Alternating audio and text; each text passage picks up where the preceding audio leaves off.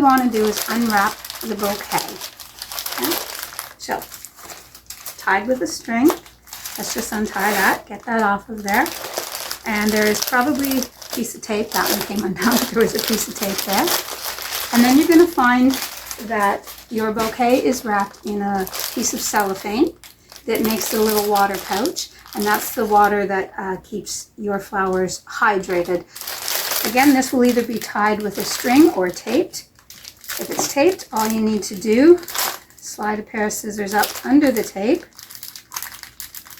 Okay, just to loosen it up a little bit. This will allow you to take the bouquet out. The bouquet itself is tied, so it maintains its shape nice and easy for you. What we want to do next is open up the package of flower food. Check on the size. Some of the packages of flower food are for a ½ liter, some are for a full liter. Open it up. Pour it into your water. Put it all in there. This is crystal clear, meaning it will absorb into the water and leave your water clear without any of the powder left in it. Just giving it a mix. You can see it swirling a little bit there.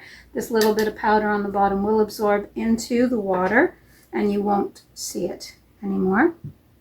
Next, what we're going to do is we're going to take our bouquet, and what I like to do is measure it off to the size of the bouquet so I have a good idea of where I want to cut to make sure that the bouquet actually suits the size of the vase.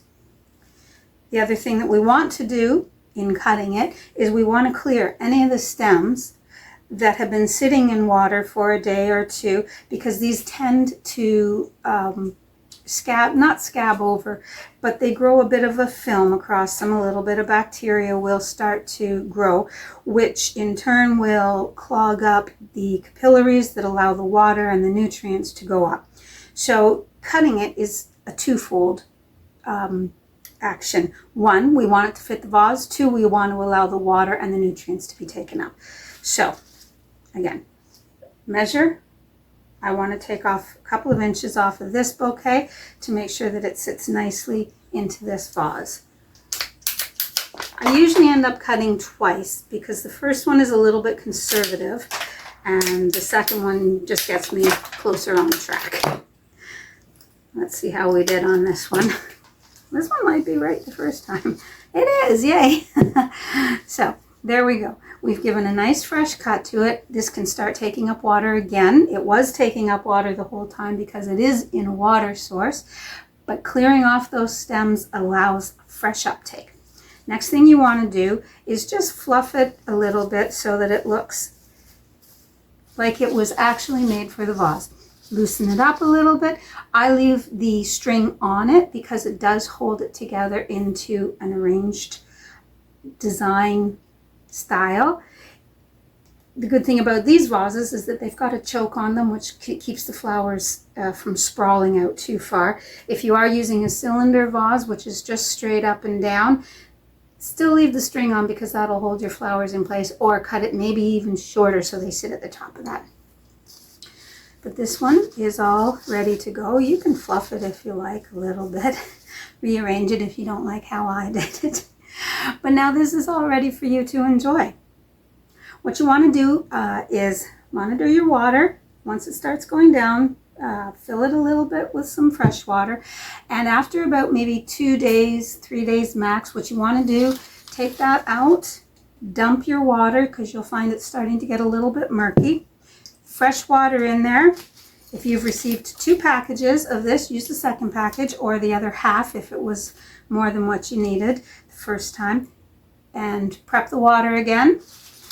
Give these guys a fresh cut. Just do a small one this time, enough to clear away any of the bacteria there, and then pop it back in and you're good to go for another few days again. Some of these flowers, like the carnations, the dianthus, the baby's breath, these things can last for 2 weeks. Your foliages can last a nice long time as well. This one has a gorgeous hydrangea in there, and hydrangeas tend to be a little bit more short-lived, so you may have to pull that out.